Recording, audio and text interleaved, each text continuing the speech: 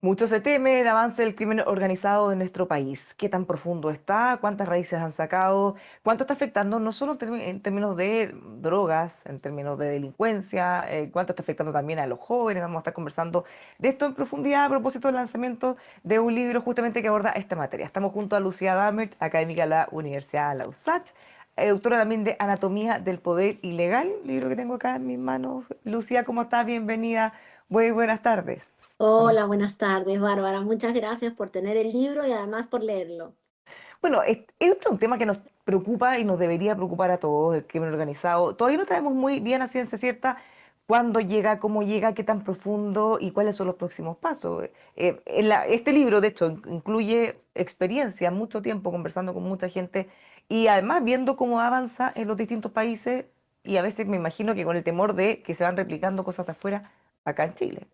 No, por supuesto, este es un libro que lo que busca es evidenciar que el fenómeno del crimen organizado es un fenómeno muy amplio, que una parte de ese fenómeno son las drogas, pero hay muchos otros mercados ilegales que están muy desarrollados en América Latina, que esos mercados son flexibles, Bárbara, entonces ya no existe el país que se inhibe de participar, ya no existe el país que está fuera de estas redes. Hoy en día todos estamos de una forma o de otra involucrados, pero también son mercados que crecen porque como tienen tanto dinero, pueden ejercer mucho más presión y capacidad de corrupción, por un lado, y por otro, porque los estados latinoamericanos, todos, incluido por supuesto el nuestro, no han tenido la capacidad para modernizarse, profesionalizarse y en algunos casos incluso poner énfasis en esta lucha. Entonces, al final del día tenemos estados mucho más atrasados y mercados que van adquiriendo tecnología, capacidades, flexibilidades mucho más variadas. Dentro de las primeras cosas que uno se pregunta es qué tanto ha penetrado nuestro país, porque de hecho hasta hace no tanto tiempo las autoridades descartaban, por ejemplo, que tuviéramos tren de Aragua en Chile, y cosas que ya estaban hace bastante rato. ¿Cómo podemos saber realmente cuál es la magnitud de nuestro problema? Bueno, es que los mercados ilegales están, por supuesto, presentes en el país. Cuando tú ves que hay, por ejemplo, un mercado ilegal de robo de salmón, o cuando ves que hay mercado ilegal de robo y exportación de cobre, ¿cierto? Ya no es, entonces, Claro, no es solo el narcotráfico. no, no es solo ojalá fuera solo un mercado ilegal, ¿no? En realidad tú tienes además dos fuentes habilitadoras de todos estos mercados, que por un lado es el tráfico de armas, que es externo pero también interno, y por otro las capacidades de lavado de todo este dinero. Entonces, incluso en el norte del país tenemos unas pequeñas organizaciones que mueven mucho dinero con el tráfico de importación-exportación de ropa usada. Entonces, lo que tenemos hoy en la región y en el mundo, pero en la región con mucho más evidencia, es la consolidación de unos mercados que son mercados que mueven dineros ilegales, que se mueven en la informalidad también y que lo que buscan es legalizar ese dinero. Y esa legalización la hacen aprovechándose del Estado, aprovechándose de la corrupción y por supuesto de las limitadas capacidades que tenemos para enfrentarlo. Que en Chile hay crimen organizado, sin duda. Que este crimen organizado nos está afectando en muchos espacios también. Que es lo mismo que otros países de América Latina, claramente no, pero estamos a tiempo para entender la complejidad del fenómeno y también tratar de enfrentarlo de esa forma.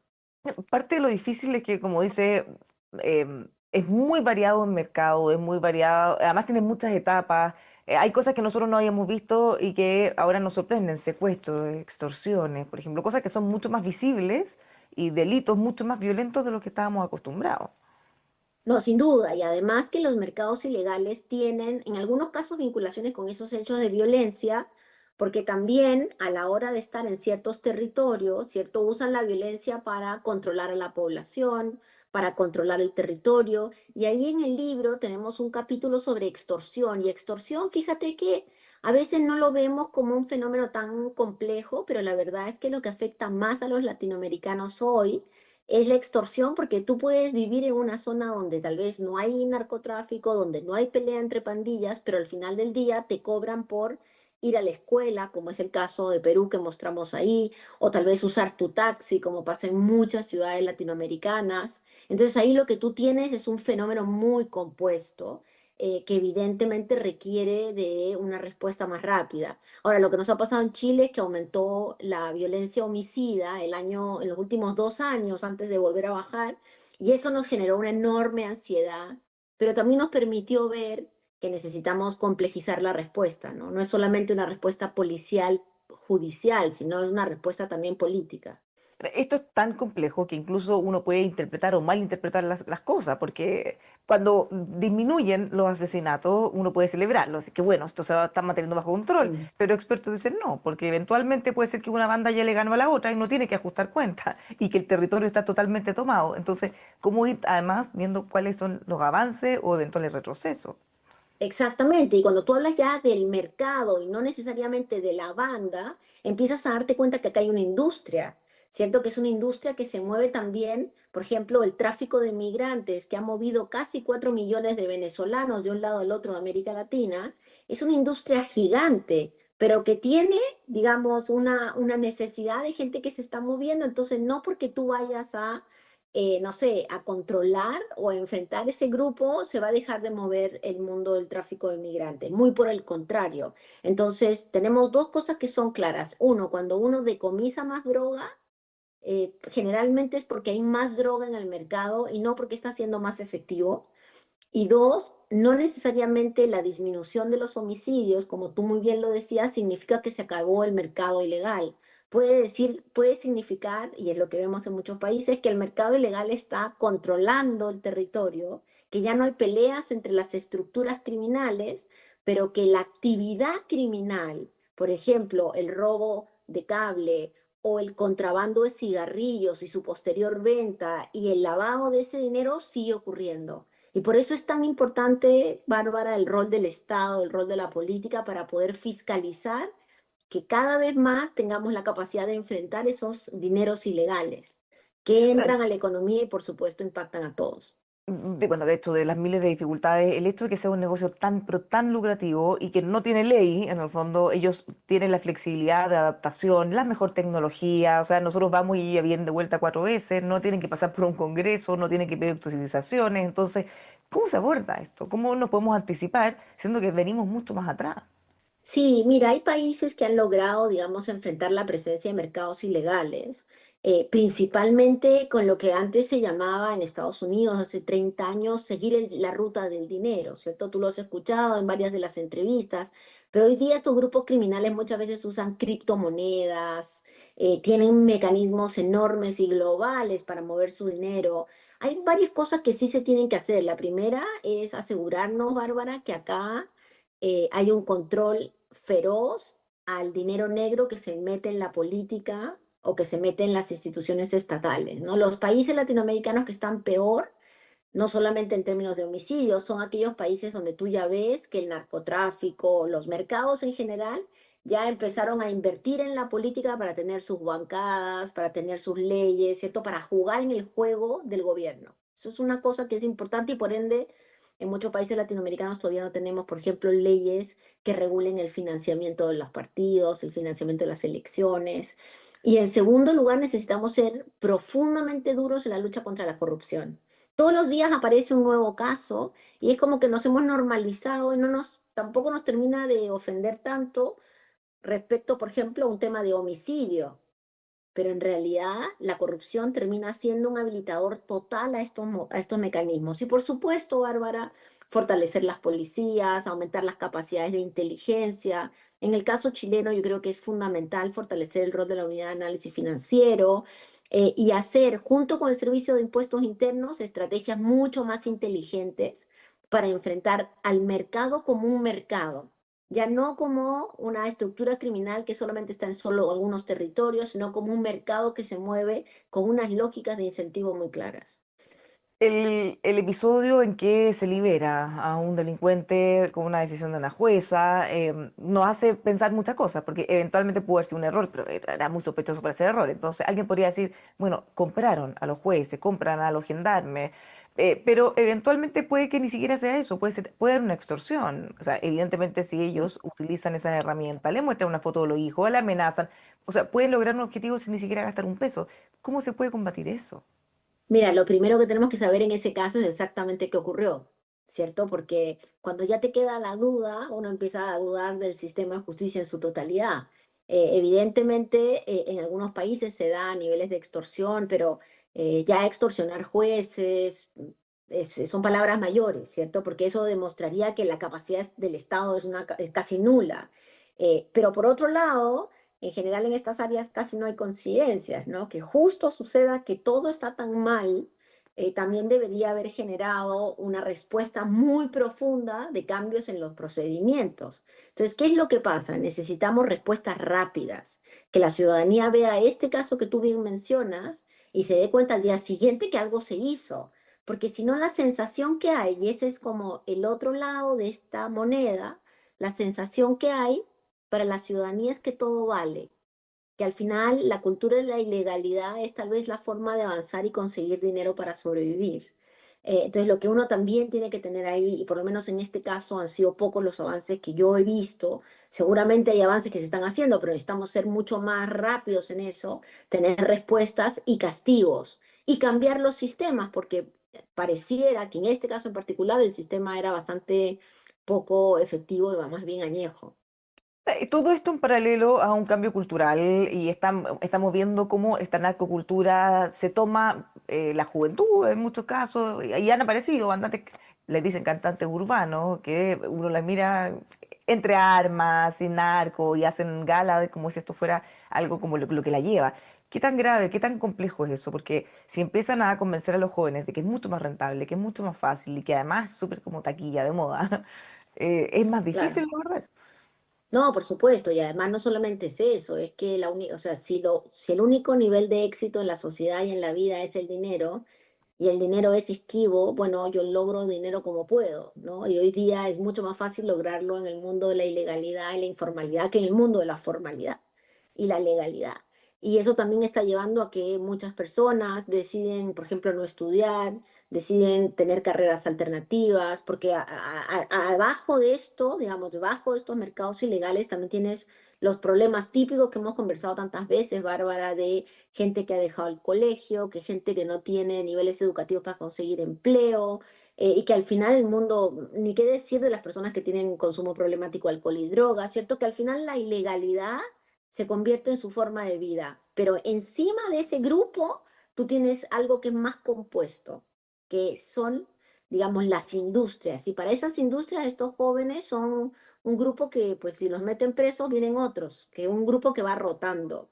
Y ahí creo que la solución es, el inicio de la solución es tratar de enfrentar el mercado en su globalidad, empezar a enfrentar estos dineros que se lavan, que entran de otros países, en fin, y en paralelo, por supuesto, enfrentar el problema de las carreras criminales, pero la narcocultura, el hecho de que la gente también decide comprar cosas robadas, que el que puede no paga lo que tiene que pagar, digamos, en consumo, etcétera, es también una cosa que está muy estudiada, que es el desarrollo de la cultura de la ilegalidad, ¿no? Que es una cultura donde tú crees o sabes que en realidad no vas a tener ninguna consecuencia. Y el libro es un libro sobre toda América Latina. Y la verdad es que en otros países ya la cultura de la ilegalidad es una norma más que una excepción. En una de nuestras entrevistas, una cosa que nunca se me olvidó porque, por lo impactante en el fondo, se sabe que es peligroso, tal como dices, esto toman a los soldados, si caen presos o no, bueno, vendrán otros, pero desde el punto de vista de esos jóvenes, alguien nos comentaba que le habían dicho, nosotros, yo sé que voy a tener una vida corta, porque ellos saben a lo que se están arriesgando, saben que va a haber un ajuste de cuenta o que va a haber un problema si cae preso, pero en el fondo esta vida corta le parece bastante mejor que una larga vida de sacrificio, de ganar muy poco del mercado formal. Entonces, finalmente ya están tan convencidos que y tampoco hay algo tan atractivo como que presentarles como en contrario. No, por supuesto, o sea, O sea, no esto se puede competir contra eso, digamos. sí, nosotros, yo hace, no sé, 15 o 20 años escribimos uno de los primeros libros sobre las maras de Centroamérica y ya en la entrevista a los jóvenes mareros que estaban detenidos, lo primero que te decían es eso, ¿no? Que más vale 3 o 4 meses de una buena vida, de respeto, de mujeres, de drogas, en fin, de dinero para las madres, que una vida que ellos veían como imposible, porque además son jóvenes que muchas veces su nivel de precariedad y vulneración es tan grande que solo se saben vincular con el otro desde la violencia, ¿no? Yo creo que nosotros todavía no hemos logrado aprender que tiene que haber, digamos, tenemos que caminar en AM y en FM, ¿no? En AM, realmente luchando contra las organizaciones criminales, contra el lavado de activos, contra los mercados ilegales, pero que esto no deje de tener programas preventivos, de asegurarnos que los chicos vayan al colegio, de tener una cultura de legalidad muy fuerte, de fortalecer las capacidades, digamos, del trabajo. Hay cientos, si no miles de jóvenes que con el COVID dejaron el colegio y no volvieron. Y bueno, nos hemos hecho la idea de que ya están, en algún lugar estarán. Bueno, sí sabemos dónde están en los mercados ilegales, en la parte más baja del mercado ilegal, que son los que terminan presos y lamentablemente entran como probablemente infractores menores y terminan saliendo a la cárcel peor, ¿no? Porque la cárcel también sabemos que es solamente un lugar de reproducción de violencia.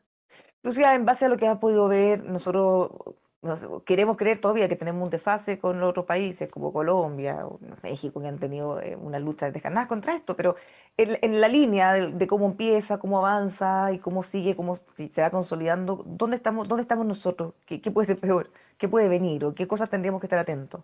Sí, nosotros estamos en Chile lejos de ser un estado mafioso, lejos de ser un país que tiene partidos políticos con representantes que tienen intereses en los mercados ilegales. Yo creo que estamos lejos también de ser un estado en quiebra, un estado que no puede enfrentar los problemas, ¿cierto? Sí, y también debido a nuestro tamaño y a nuestra localización, estamos un poco lejos de las grandes rutas de muchos de los mercados ilegales. Pero nada de esto inhibe la realidad de que tenemos un mercado importante de consumo de drogas, que tenemos un mercado importante de consumo de tráfico de migrantes, que se han generado muchas organizaciones medianas y pequeñas con mercados ilegales específicos.